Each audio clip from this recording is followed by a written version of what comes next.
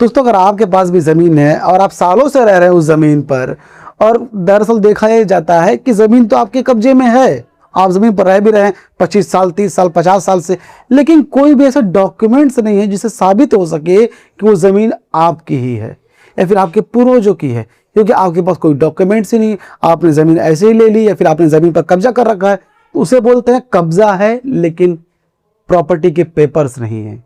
ध्यान दीजिएगा, आज का हमारा टॉपिक भी कुछ ऐसा ही है। अगर आपके पास सिर्फ कब्जा है, कागज नहीं, तो ज़मीन आपकी मानी जाएगी या नहीं? पूरा सच। आज हम वो कड़वा सच बताएंगे आपको कि अगर आपके पास कब्जा है तो आप मालिक भी बन सकते हैं, लेकिन उसके भी कई तरह के नियम हैं, कई तरह के केसेस झेलने पड़ेंगे आपको, क्योंकि कागज होने बहुत जरूरी हैं, पेपर्स होने बहुत जरूरी हैं, क्योंकि सिर्फ कब्जे के आधार पर आपको मालिकाना हक नहीं मिलेगा। ध्यान दीजिएगा, हमारा पहला क्वेश्चन क्या है? कब्जा और कागज में फ़र्क क्या है? कब्जा और कागज में फ़र्क क्या होता है, समझना बहुत जरूरी है दोस्तों आपको, क्योंकि सिर्फ कब्जे के आधार पर तो मालिक बन नहीं पाएंगे, उसके लिए प्रूफ भी होना चाहिए, जो कि कागज वगैरह होते हैं, कागजात होते हैं। क्या है समझिएगा भाइयों, पहले समझो कब्जा और कागज दोनों अलग चीज़ें हैं। कब्जा यानी आप उस ज़मीन पर रह रहे हो, खेती कर रहे हो। कागज यानी रजिस्ट्री, खतौनी, दाखिल खारिज, यानी सरकारी रिकॉर्ड में आपका नाम। बहुत से लोग सोचते हैं मैं तो सालों से रह रहा हूँ, यह ज़मीन मेरी है, लेकिन कानून की नज़र में सिर्फ कब्जा मालिकाना हक नहीं है। असली ताकत कागज़ में होती है, इसलिए दोनों का फ़र्क समझना ज़रूरी है। देखिए दोस्तों, लोग सोचते हैं कि हम तो सालों से रह रहे हैं, सालों से रह रहे हैं, हमें कोई हटा नहीं सकता, कोई बढ़ा नहीं सकता, हम उस ज़मीन पर घर बना कर रह रहे हैं या फिर उस ज़मीन पर हम खेती कर रहे हैं। लेकिन कल को अगर कोई बात हो जाती है, अगर ये साबित करना पड़ जाए कि ये ज़मीन किसकी है, तो आप क्या कहेंगे? हम रह रहे हैं, हमारी ज़मीन है? नहीं, कागज़ का भी होना बहुत ज़रूरी है। कागज़ ही कागज़ यानी कि सरकारी रिकॉर्ड में नाम होना, सरकारी रिकॉर्ड यानी कि राजस्व विभाग के रिकॉर्ड में नाम होना। वो कैसे होगा? दाखिल खारिज से होगा। वो कैसे होगा? रजिस्ट्री से होगा। तो ये सारी चीज़ें रहेंगी तभी आप साबित कर पाएंगे। या फिर अगर आपकी पुश्तैनिक ज़मीन है तभी आपके पास होनी चाहिए। गांव में अक्सर देखा गया है कि अगर लोग ज़मीन खरीद लेते हैं, उनके पिताजी ने खरीदी, उनके पिताजी ने खरीदी, ज़मीन खरीदी, और सीधा ऐसे ही बस खरीद करके पैसे दे करके वहाँ पर घर बना कर रहने लगते हैं, लेकिन कोई भी रजिस्ट्री नहीं कराते, क्योंकि रजिस्ट्री तो अभी से नहीं, काफ़ी पहले से चलता आ रहा है। 117 साल पुराना कानून है ये, रजिस्ट्री कराना, जो कि मालिकाना हक साबित करने के लिए। तो वो ना रजिस्ट्री कराते ही नहीं है, लेकिन उस पर रहते चले जाते हैं। लेकिन अब क्या हो रहा है, कोई भी आके ऐरा गहरा 2 कौड़ी का इंसान उठ करके आके कहने लगता है कि वो ज़मीन उसकी है। वो कौन होता है? वो होता है वह आदमी जिसके पिताजी से या फिर आपके उनके पूर्वजों से, आपके पूर्वजों ने ज़मीन खरीदी थी। वो आदमी आके कल को दावा कर देता है, फिर बाद में थोड़ा सालों साल केस चलता है, फिर वही जो है उसी के हक में वो केस चला भी जाता है, क्योंकि आपके पास सिर्फ कब्जा रहता है, मालिकाना हक नहीं, जो कि कागजात तय करता है। इसलिए कागजात होना जरूरी है। सिर्फ कब्जा होने से कोई प्रभाव नहीं पड़ता। हाँ, थोड़ी परेशानी हो जाती है, लेकिन कागजात बहुत जरूरी दोस्तों। सिर्फ कब्जे से क्या क्या खतरा है? देखिए दोस्तों, सिर्फ कब्जे के होने से क्या क्या खतरा हो सकता है? ऐसे क्या क्या खतरे हैं जो सिर्फ कब्जे के आधार पर हो जाते हैं? क्या है समझिएगा भाइयों। अब सुनो, सिर्फ कब्जा होने से यह खतरे होते हैं। पहला है, असली मालिक कोई कागज दिखाकर आपको बेदखल कर सकता है। दूसरा खतरा, कोई इंसान उस ज़मीन पर की ज़मीन की फर्जी रजिस्ट्री करवा सकता है। देखिए दोस्तों, अगर आप उस ज़मीन पर रह रहे हैं सिर्फ कब्जे के आधार पर, तो अभी भी अगर उसी मालिक का नाम है जिससे पहले आप लोगों ने ज़मीन खरीदी थी, अगर रजिस्ट्री वगैरह नहीं है, तो जाहिर सी बात है तभी तो कागजात होंगे आपके पास। वो आदमी किसी और को ज़मीन बेच सकता है, आपको बेदखल करवा सकता है उस ज़मीन पर, यहाँ तक कि किसी और के नाम पर पैसे लेकर के वो ज़मीन की रजिस्ट्री किसी और कर देगा। आप बस झुंझुना बजाते रह जाएंगे, क्योंकि आपके पास कोई डॉक्यूमेंट्स नहीं है, लीगल डॉक्यूमेंट, जो कि आप साबित कर पाएंगे कि ज़मीन आपकी है।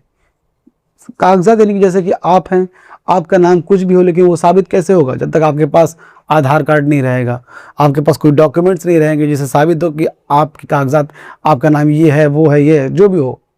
तो वैसे ही ज़मीन के भी कागजात होने जरूरी हैं, तभी वो साबित होगा कि ज़मीन पर मालिकाना हक किसका है। कागजात ज़्यादा मैटर रखता है भाइयों। तीसरा खतरा है बैंक लोन नहीं मिलेगा। चौथा खतरा है सरकारी योजनाओं का फायदा नहीं मिलेगा। पांचवा खतरा है बेचना चाहे तो खरीदार नहीं मिलेगा क्योंकि कागज नहीं है। देखिए दोस्तों, कागजात ना होने के कारण जो सबसे बड़ी परेशानी आती है, मालिक कल को अगर आपको लोन चाहिए रहता है तो जाहिर सी बात है खतौनी वगैरह देना होगा, रजिस्ट्री का पेपर्स दिखाने होते हैं बैंक के लिए, बैंक लोन के लिए। तो किस आधार पर मिलेगा? आप तो मालिकाना हक आपके पास है ही नहीं, क्योंकि कागजात आपके पास पूरे हैं नहीं। यहाँ तक कि अगर आप बेचना चाहेंगे ज़मीन तो कोई लेगा नहीं, क्योंकि क्या आधार पर बेचेंगे? आप क्या बोलेंगे? हम मालिक हैं, कब्जे के आधार पर बेचेंगे, तो कब्जे के आधार पर तो कोई लेगा नहीं। यहाँ तक कि अगर कोई सरकारी योजना आने वाली रहेगी आपके एरिया में जो कि आपको मिलना चाहिए, तो वो भी नहीं मिलेगा, क्योंकि आप उस ज़मीन के लीगल तौर पर मालिक ही नहीं कहलाएंगे, सिर्फ कब्जेधारक कहलाएंगे। वो भी अवैध तरीके से कहा जाएगा, क्योंकि अवैध ही माना जाएगा उसको, तो कागजात नहीं रहेंगे तो आपके पास। पांचवा खतरा है, हाँ देखिए, इसलिए सिर्फ कब्जे पर भरोसा करना खतरनाक है। इसलिए सिर्फ कब्जे पर अगर आप भरोसे बैठे हुए हैं कि हमारे अंडर में है, सालों साल हम रह रहे हैं, हमें कौन हटा सकता है, तो आप चुटकी बजा के हटाए जा सकते हैं। लेकिन जो दूसरा वाला आएगा वो भी साबित कर देगा कि हाँ ये मेरे पास है। यहाँ तक कई लोग तो फर्जी रजिस्ट्री बनवा लेंगे, उस जमीन की रजिस्ट्री बनवा लेंगे फर्जी तरीके से, फिर आप भी को बेदखल कर देंगे वो, क्योंकि वो मालिकाना हक साबित करने के लिए काफ़ी रहेगा। वो कोई लैबोरेटरी चेक थोड़ी होगा कि पता चल सके कि भाई ये फर्जी रजिस्ट्री के पेपर्स है। वो तो बस दिखा देगा सामने वाले को, पेपर्स तो आपके पास नहीं होंगे, तो आप फंसेंगे सबसे ज़्यादा। आगे बढ़ते हैं, ध्यान दीजिएगा। क्या सिर्फ कब्जे से मालिक बन सकते हैं? अब समझिएगा कि क्या सिर्फ आप कब्जे के आधार पर आप मालिकाना हक साबित कर सकते हैं? क्या आप मालिक बन सकते हैं? क्या समझिएगा भाइयों, यह सबसे जरूरी बात है। भारतीय कानून में एक कॉन्सेप्ट है एडवर्स पोजीशन का। इसका मतलब है अगर कोई इंसान किसी ज़मीन पर बिना किसी रुकावट के लगातार 12 साल से खुलेआम कब्जा रखे तो वो ज़मीन पर लीगल ओनरशिप का दावा कर सकता है। देखिए दोस्तों, हमारे भारतीय कानून के हिसाब से एक कानून है जिसे कहते हैं एडवर्स पोजीशन का।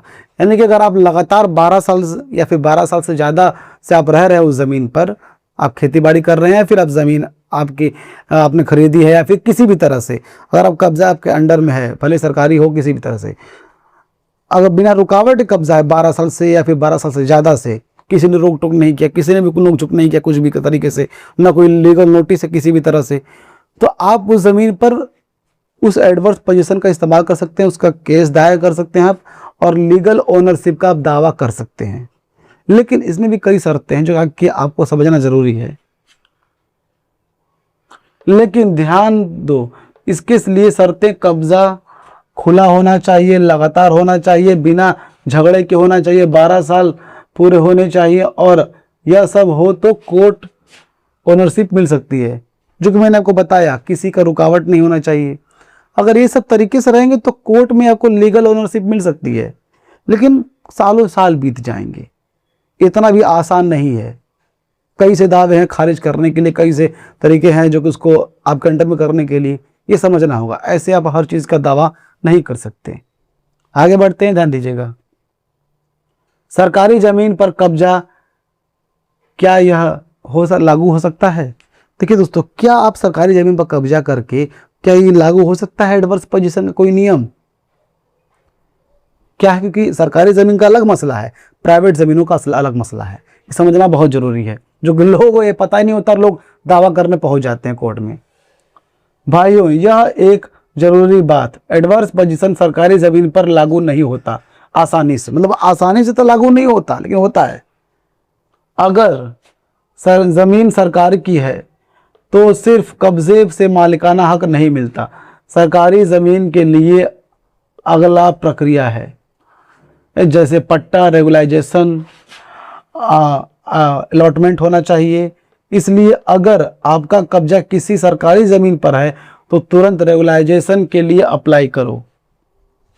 देखिए दोस्तों, सरकारी ज़मीन पर जो होता है कब्जा, उस पर थोड़ा नियम 12 साल वाला नहीं करता, उस पर नियम करता है 30 साल का। और आप 30 साल से किसी भी बिना रुकावट के, ना किसी की नोक झोंक या फिर झगड़े के अगर आप रह रहे हैं, भले सरकार की तरफ से कोई भी ऑब्जेक्शन नहीं आया, तो क्या होता है कि उस पर आप एडवर्स पोजीशन का काम कर सकते हैं, और रेगुलाइजेशन उस पर आप करवा सकते हैं। उसके लिए अप्लाई करना बहुत ज़रूरी होता है, और रेगुलाइजेशन का अप्लाई करके आप लीगल ओनरशिप पा सकते हैं।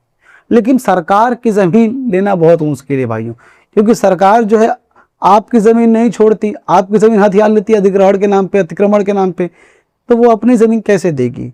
उस वक्त हम बात ये पता चलेगी जिस वक्त आप केस लड़ना चालू करेंगे, सालों साल बीत जाएंगे, आपको मार के भगा भी दिया जाएगा। सरकार नहीं देगी भाइयों, ये याद रखिएगा। सरकारी ज़मीन लेना बहुत ही मुश्किल है।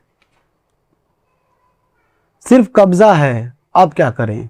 सिर्फ कब्जा है, अब क्या करना चाहिए आपको?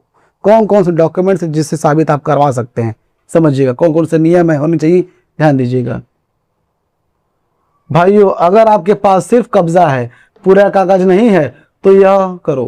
पहला, जो भी पुराने डॉक्यूमेंट्स हैं, बिजली बिल, राशन कार्ड, पुरानी रसीदें, सब इकट्ठा करो।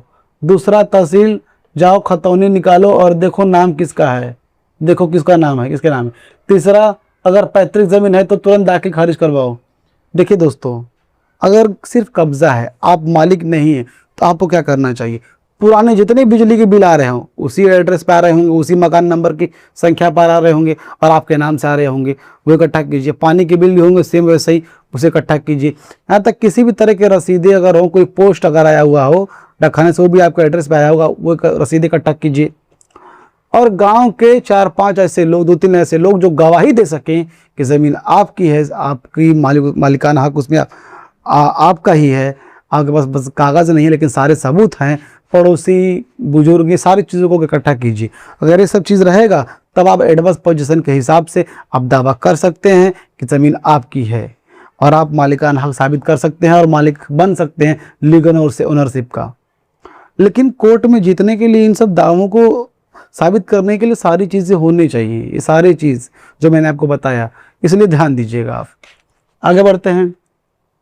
विदेश में रहते हो और सिर्फ कब्जा है तो क्या करें? देखिए, आप भले इंडिया के हैं, आप विदेशों में रह रहे हैं, तो यहाँ पे आपकी ज़मीन है लेकिन उस पर कब्जा है, मालिकाना हक नहीं है आपका, आपके पास कोई पेपर्स नहीं है, तो क्या क्या करना चाहिए आपको? ध्यान दीजिएगा भाइयों। जो लोग विदेश में रहते हैं उनके लिए यह बहुत ज़रूरी है। अगर आपकी पुश्तैनी ज़मीन है, सिर्फ कब्जा है, कागज़ नहीं है, तो यह सबसे खतरनाक स्थिति है। यानी कि अगर आप पुश्तैनी ज़मीन आपकी है और आप विदेश में रहते हैं और आपका कब्जा है और डॉक्यूमेंट्स नहीं है, सबसे खतरनाक स्थिति आपकी ही है, क्योंकि कोई भी निठल्ला 2 कौड़ी का इंसान फ्रॉडी आएगा, उस पर लीगल ओनरशिप का दावा कर देगा और आप हो जाएंगे परेशान। क्या रखेगा? NRI भाई हमारे जो रहते हैं वो परेशानी आखिर में होते हैं, क्योंकि आप विदेश में हो और ज़मीन पर कोई और कागज बनवा सकता है। इसलिए पहला, तुरंत किसी भरोसेमंद वकील को यह काम सौंपो। दूसरा, दाखिल खारिज करवाओ। तीसरा, खतौनी में नाम चढ़वाओ। चौथा है, पावर ऑफ अटॉर्नी देकर यह सब करवाओ। देखिए दोस्तों, अगर आप विदेश में रह रहे हैं तो घबराइए मत, आपको हम तरीका बताते हैं। आप जो है तुरंत एक वकील से मिलिए, वकील से कैसे भी आप संपर्क में आइए, फ़ोन के जरिए चाहे कैसे भी, सारी परेशानियां बताइए और उससे कहिए कि आप तुरंत एक पावर ऑफ अटॉर्नी रेडी करके उस पर लीगल ओनरशिप का, या फिर आप उस पर वंशावली वगैरह आप दिखा करके अपने नाम पर ज़मीन लीजिए, आप कैसे भी करके, आप जो कि आपके नाम पर होगी। क्योंकि कोई भी आके ऐरा गहरा उस पर लीगल ओनरशिप का दावा करेगा, आप परेशान होंगे, ज़मीन आपके हाथ से चली भी जाएगी, ये भी तो होता है। और आपको तुरंत पावर ऑफ अटॉर्नी के जरिए वो काम करना चाहिए और तुरंत दाखिल खारिज करवाइए। अगर दाखिल खारिज नहीं है तो दाखिल खारिज हो जाएगा तो ज़मीन आपके नाम चढ़ जाएगी, खतौनी में आपका नाम आने लगेगा, वरना आप झेलते रहेंगे, परेशान होते चले जाएंगे आप। अब ध्यान दीजिएगा, सातवां क्या है? सबसे बड़ी गलती। सबसे बड़ी गलती लोग क्या करते हैं जो कि आपको नहीं कर रही? लोग हमेशा आराम से बैठे रहते हैं, देख लेंगे, देखा जाएगा, ऐसा सोचते हैं, लेकिन नहीं, सही समय पर सही एक्शन लेना जरूरी है, वरना जितना आप देर करेंगे उतना ही आपका केस कमज़ोर होता चला जाएगा, आप जो है परेशानी का सामना करते चले जाएंगे और आपकी ज़मीन आप ही के सामने से चली जाएगी, किसी और के नाम पर हो जाएगी और आप हाथ पे हाथ रख के बैठे रहेंगे। वही ज़मीन जो आपके पूर्वजों ने आपको दी, वही ज़मीन जो आपके पूर्वजों ने खरीद कर आपको दी, भले कागज़ नहीं बनवाए लेकिन उन्होंने आपको सुपुर्द की, और आप जो है क्या किया?